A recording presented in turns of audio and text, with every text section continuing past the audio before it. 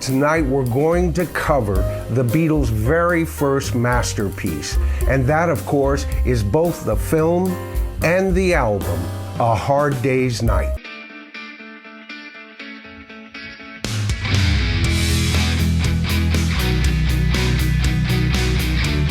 In October of 1963, Brian Epstein talked to UA's representative and producer Walter Shenson. Now, by later recollections by Walter Shenson, he said that United Artists at the time was prepared to pay the Beatles up to 25% of the net profits of their movie if it made a profit. Imagine his surprise when Brian Epstein gave his offer first.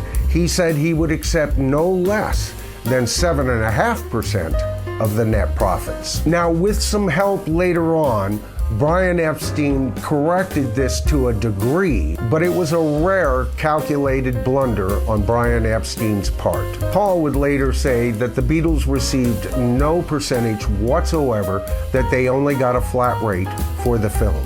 Now, it's interesting, John Lennon years later kind of derided the film and said that he didn't like the way that Alan Owen, the writer of the film, portrayed the Beatles. He thought it portrayed them as clod-hopping Ringo, wit John, whimsical Paul, and stern George.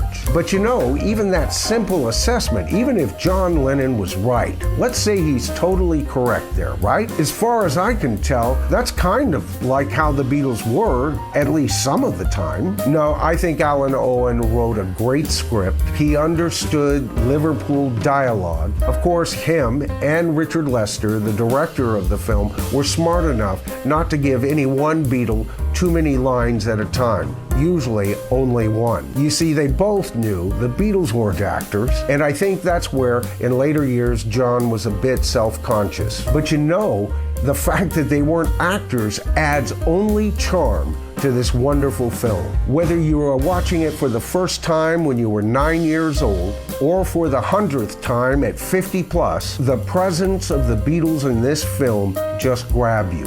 And if the projected image of the Beatles is a little artificial here, it's not totally wrong either. Now, I know we've been talking primarily about the film up to now, but if you do a video on the film, you can't help but mention the album, and tonight we're handling the album, so I wanted to bring up some of those highlights about the film. Now, credit for the title of the film is usually given to Ringo Starr and one of his malapropisms. And while it's true there were witnesses to Ringo's remark, you see, somebody had asked him how his day was, and he started to say it was a hard day. He looked out the window at that point and realized it was evening, and he just said, day's night. Now, while all of that is true, it's also true that the title came to John a long time before that. You see, John Lennon had used the phrase in his book, his first book, In His Own Right, where the line is, "For he had a hard day's night that day,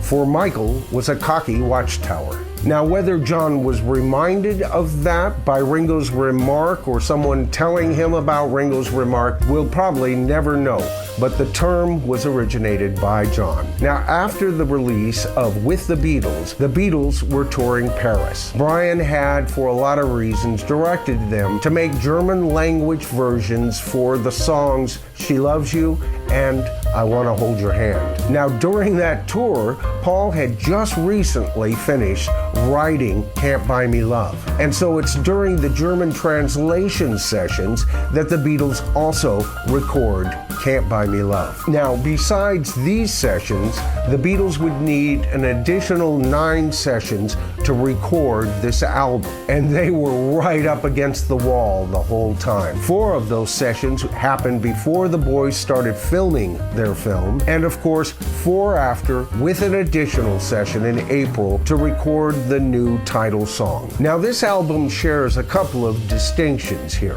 First of all, it's the first album the Beatles put out with absolutely no covers, but it is distinct from future all Beatle music albums in that this is the only album the Beatles put out that is totally written by John Lennon and Paul McCartney. And even that statement is way too simple. You see, John is the primary songwriter on 10 of the 13 songs on this album. Now, although Paul's songwriting output is less on this album than John's, the 3 songs that he offers to this album are equal to the top 3 John Lennon songs on this album as well. Can't Buy Me Love compares very evenly to A Hard Day's Night. And I Love Her and If I Fell, almost a tie right there. And the song Things We Said Today, at first listen, just another love song from Paul. But this is the first song where the Beatles actually project the listener, not in the past, like they have done with songs like Yesterday, but the listener is thrown into the future, where the singer is telling you his suppositions. This is a very mature songwriting approach on this song. And what other John Lennon song would you compare that to? I'll let you decide on that. Now, there's also reason to believe that Paul may have had a hand in helping out with the middle 8 to the song A Hard Day's Night. And really, the melody does sound more McCartney-ish at that point of the song, and not just because he takes over the lead vocals for that part. And as far as And I Love Her, John Lennon years later in Playboy said that it was basically Paul's song, but it was his middle 8. Now, a couple of years later, he backed off on that and just said, well, I helped on the middle 8. Paul has always disagreed with this and just recently said that, well, he might have helped out with the middle 8, but it's my song. This song and only one other song did John or Paul ever dispute. And of course, the other song was the song In My Life.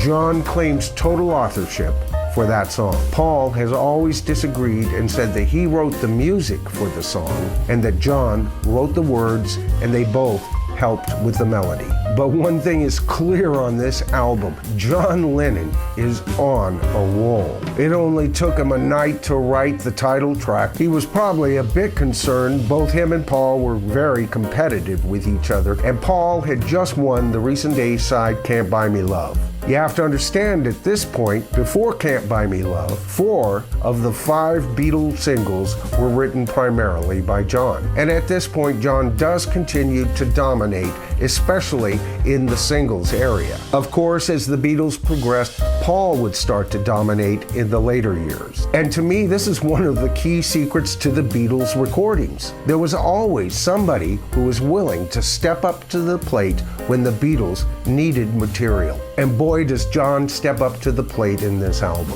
Whether you watch the movie or listen to the album, you're struck immediately by this mysterious chord. Now, there's been a ton of debate on exactly what that chord is. I'm not getting into that in this video at all. But with that chord, whether you're watching the movie or listening to the album, you just know you're in store for a treat. And the song does not let you down. Even the lyrics of the song have a more mature edge. This guy's been working like a dog. This guy is a man. And the grit in John's voice just perfectly complements the power of this song. You know, the album only has 13 tracks. The Beatles usually offer 14 tracks for their English releases anyway. Thanks, Columbia. But there was supposed to be a 14th track, and that would have taken this album out of the hands of just being a Lennon and McCartney product. That, of course, was George's offering at this time, a song he titled either You'll Know What to Do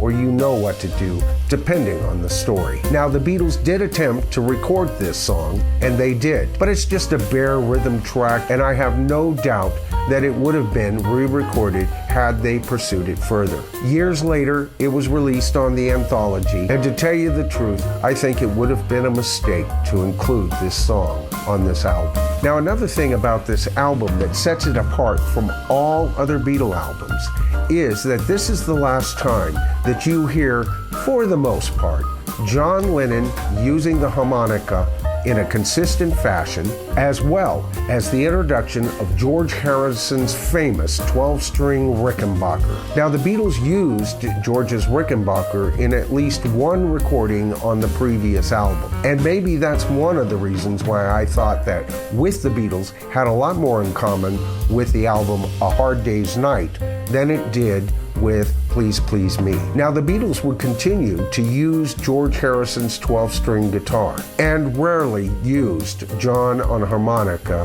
from that point on. You know, we talked about Sgt. Pepper having its own sound, possibly to do with mastering it with little or no EQ. And of course, I've said in the past that I felt that's one of the reasons Sgt. Pepper sounds different than any other Beatle album. And of course, Sgt. Pepper, like A Hard Day's Night, is a masterpiece on its own. Now, I don't know if it's as simple as the Beatles using George's 12-string. That certainly is a sound. It seems to me on this album that George's 12-string guitar even updates the sound of the harmonica. And it's interesting at this point, especially with some of the material in Beatles for Sale, that in the future, that they didn't pursue this sound further. If anything, if they had kept this sound at least one more album, I think it would have helped immensely with the sound of Beatles for Sale. Now, another thing I mentioned in my last video when we covered With the Beatles was that although there was some fine Paul McCartney bass lines, and all of them professional, some of them were just very basic play. And that pedestrian approach is present even on this album, with the notable exceptions of I'm Happy Just to Dance With You, Tell Me Why, Anytime at All, I'll Cry Instead, and You Can't Do That. Top notch, Paul. But there's a valid and very good reason why Paul might be playing more pedestrian on certain tracks. George Martin clarified this years later when he said, you know, the Beatles would get in, it was economical, get this thing recorded, many times part of the song being written right there in the studio. They would get it recorded and then off to a TV spot or a photo op, or they had a tour of Europe or back to Britain, over to America. During this time, it was get the thing recorded, get out of there, and it was left to George Martin and Norman Smith, good old Normal as John called him, to paste this stuff together. Now, we've discussed that Paul always wanted a deeper, richer, basser sound right from the beginning. And maybe the safer playing on this album is a younger Paul giving in to the inevitable of what EMI as a studio could offer the Beatles. Of course, it wouldn't be too much longer in the future before the Beatles would just demand the time they needed to write the songs, develop their material, and attain the sounds that they would hear in their heads. When you consider the time the Beatles had to produce this album, when you consider all that was involved with making this album, to me, this album achieves the level of Sgt. Pepper when you take all of this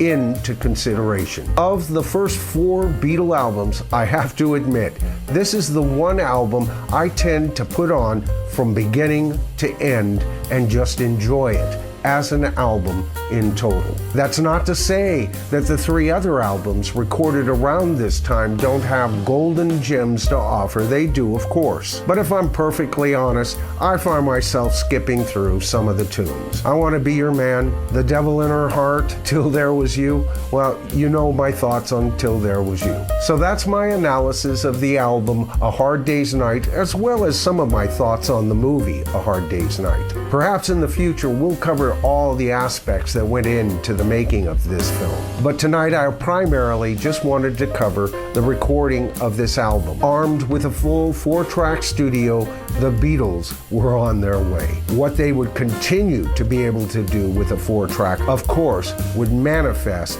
with the magnificent Sgt. Pepper's Lonely Hearts Club Band. But like Pepper, A Hard Day's Night is an essential Beatle album.